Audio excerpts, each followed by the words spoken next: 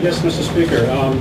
5 days before the election of 2008, President Obama stated, "We are 5 days away from fundamentally transforming America."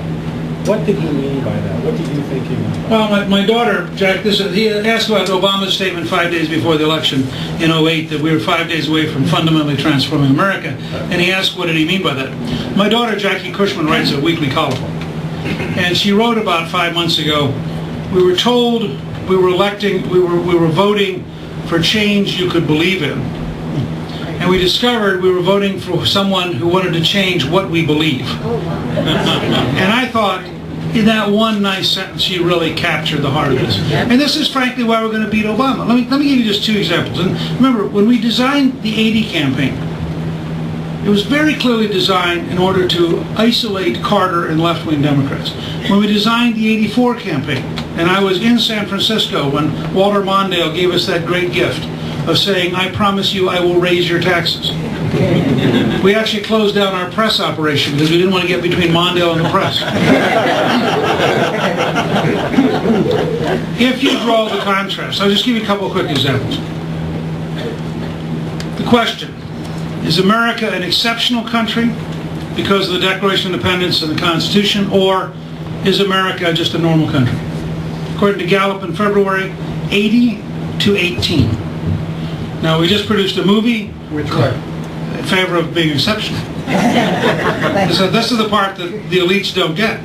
So we just did a movie called A City Upon a Hill, which shows you in 60 minutes the whole sense of the Declaration and the Constitution and why the Founding Fathers thought we were exceptional. I have a book coming out in June called A Nation Like No Other, which takes you and explains step by step. I mean, remember that the Federalist Papers were a campaign pamphlet. We can actually have an intelligent campaign with intelligent ideas. We don't have to get it all down to 30 seconds. But different things. And in September, Callista is bringing out a children's book called Sweet Land of Liberty for first and second graders, in which Ellis the elephant takes you through American history at a first and second grader level. Our goal is to surround this concept and say, look, we're with the 80. It's quite clear that Obama's with the 18. Now let's have a debate. Second example. On the question of whether you want to have an American energy policy, it's 79-16 in favor of American energy. So I guarantee you one of the commercials next year, which we won't have to run very often because it'll go viral, will be Obama in Brazil saying, I'm glad you are drilling offshore. I'm glad we could loan you $2 billion for a George Soros company to buy equipment. And then the most amazing comment I've ever heard, he said, not never heard, but ever heard from an American president. He said, we want to be your best customer. Now, I'm willing to put a very simple proposition here. If you vote for Gingrich, you get a salesperson to go around the world and help sell American products so they are our best customers. If you vote for Obama, you get a purchasing agent. We've not polled this, but I'll bet you salesman versus purchasing agents about 90-5. Yes, ma'am.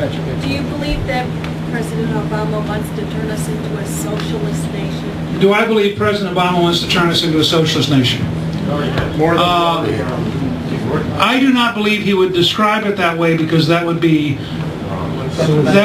more difficult to get reelected. Bernie Sanders. But if you look at his EPA, you look at his Obamacare, you look at his National Labor Relations Board, we go down the list. This is clearly the closest, I wrote at one point about a secular socialist machine, and people said, oh, that's really an exaggeration. Well, which part's an exaggeration? He's trying to nationalize, he just nationalized the student loan program. I mean, every time he turns around, he knows that what we need is more bureaucracy and less free enterprise, which again is a great test question. He loses that question by 3-1. The American people don't want to be, they want to be customers in the private sector, not clients reporting to a bureaucrat. Way in the back. Tax report. Well, let me divide it into two parts, okay? I've told Neil Bortz and other people who favor the fair tax, which is going from an income tax to a consumption tax, that I thought the practical step would be to create a commission in 2013 that had 435 local commissions in every congressional district to spend a year exploring it and explaining it, because it is too big a jump to try to take any other way. So let me just take that and put that to one side. I favor 5 changes in the tax code in order to dramatically accelerate economic growth. 1, no tax increase in 2013 because it's destructive to raise taxes in a recession. 2, there's a worldwide market, we're told all the time. Well, there's a worldwide market in capital. So I am for abolishing the capital gains tax, having 0 capital gains tax. Money will pour into the United States. We'll build factories everywhere. 3, I am for 100% expensing, which means if you're a farmer, a doctor, a factory, a business, a hospital, when you buy new equipment, you write it off in 1 year, and the goal is explicit. It is to have us be the most modern, most productive country in the world with a constant, continuous improvement. 4, I want to reduce the corporate tax rate from 35%, the highest in the world, to 12.5%, which is the Irish rate, which Craig Barrett of Intel told me was the only rational strategy if we wanted to really have companies here. Remember, the New York Stock Exchange is now headquartered in Amsterdam. 40 other American companies have now moved to Amsterdam. That's what bad policy does to you. Now, and here's the really funny thing for liberals. I predict we will get more money out of General Electric at 12.5% than we're currently getting at 35, because at 35 they're paying 0 because they've hired 375 tax attorneys to avoid taxes, but at 12.5 they'll fire half the attorneys and write the check. Finally, I am for the total abolition of the death tax, which is an immoral, destructive tax that is fundamentally wrong. Would you add a step and allow anybody who wants to pay extra taxes, give them that opportunity to? Because right now the code won't allow it. It won't allow it? You cannot actually make a contribution to taxes. I don't think that's right. Technically. It gets held. Wait, do we have a tax attorney here or somebody, a CPA? The IRS will take the money. You can put it in an envelope with cash and just put it like guilt money, and they will take it and put it in the treasury. It can't be spent, though. It can't be spent. They can take it. No, it goes in the general treasury. After how many years?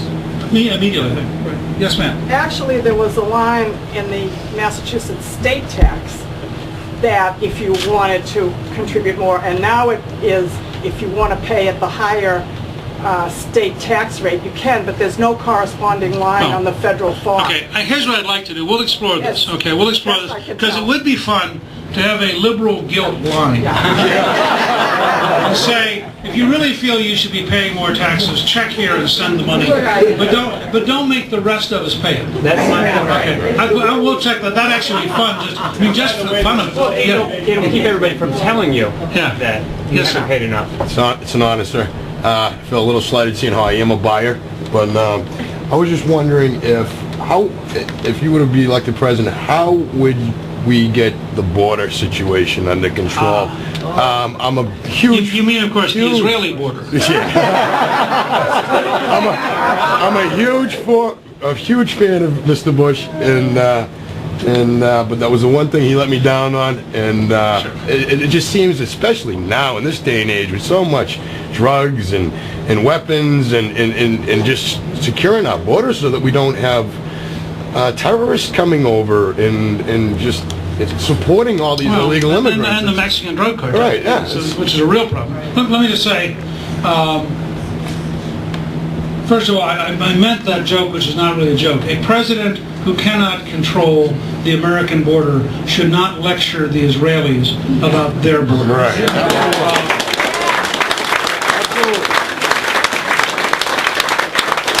I also believe it's fair to say that President Obama's El Paso speech was so fundamentally dishonest about control of the border and so viciously partisan that it was destructive of his ability to lead the country. So that's important.